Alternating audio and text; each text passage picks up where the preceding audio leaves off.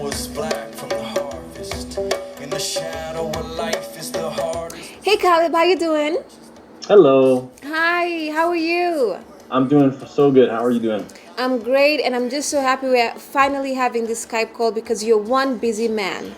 I know. I apologize. It's my fault. It's taken this long. So I'm happy to see you. And no apologies needed. The good thing is that we're here, we're talking, and that's the most important aspect of it. Exactly. I headed over to your YouTube page, and Yeah. I just saw, of course, your intro. It was very powerful, just saying the kind of music that you're having on there, and there's this reggae that sounds very interesting, especially, when you guys perform it. I almost thought, like, is that kind of like a Jamaican, African kind of swag thing going on?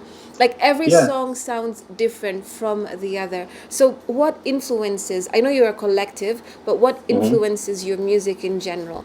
Big time African music for sure. Reggae music for sure.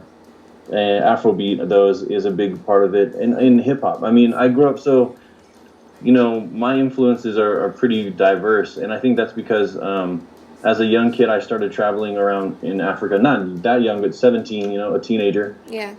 That's still And young. getting influenced by people in West Africa, and but then on top of that, back in the States, grew up in a very eclectic place where filled with different music happening all the time. Seattle is a very diverse musical town. Right.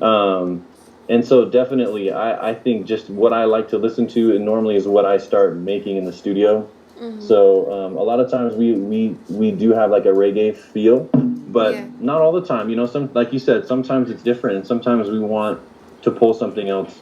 As musicians, we have this special bond, and so we experience that when we travel outside the States. We can land anywhere, and as musicians, we have that common ground, and we build something very special. So what I'm excited about is that all these folks are coming to Seattle, and we're going to be able to have that same experience right there in Seattle and show, this audience how amazing collaborating as a group of, like you said, different people from all over the place, how much we have in common and how much we can really share with each other. So it's going to be an amazing experience, I think, for everybody. I believe it will be. Like, this is going to be one for the history books. Yeah. Even, let's not forget Nairobi Horns Project, man. Oh, those guys are just amazing. Amazing. Yeah. Yeah, have you looked them up on YouTube? They work? Oh, yeah. We've been studying their music all month. Yeah, those guys are Nice. amazing. How do you make sure that whatever you're putting out is true to you? As far as authenticity or just being, relevant to what is happening now is, I have to feel it. I have to be energized to write to it, to write about it. And I think that as my life has changed, so has my music. And in this new album, there's what I've felt as an artist is that there's so much negativity in the world that's happening that I don't really have the energy to write any music that's sort of negative in any way. So what I've been doing lately is I've been trying to write music that's strictly going to bring about some kind of positivity. How did you get to know about, One Vibe and then eventually become part of it? Yeah, I've known Simon now. It's been at least 5 or 6 years. Wow, that's a while. A friend of mine who I'm here with in Zimbabwe knows him as well. So through some friends, we knew each other. Seattle is kind of a small community that way, and got to know him. And I think back in 2014 or 2015, we collaborated on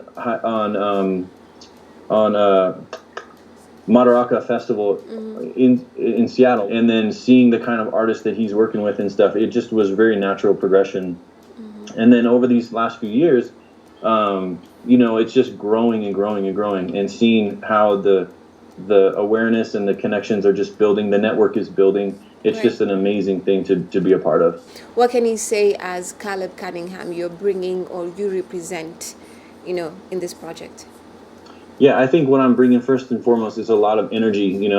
We're putting a lot of work. So back home in Seattle, we're working on to make sure that these artists, when they arrive, that we're going to be performing all their music, you know. So we're going to join each one of them on stage. Okay. So that collaboration is already taking place, even though they haven't arrived yet. And I love the fact that it's for you, it's integrated. It was amazing speaking to you. You're very enlightening in terms of your music and, you know, how far you've come, the kind of projects you've done.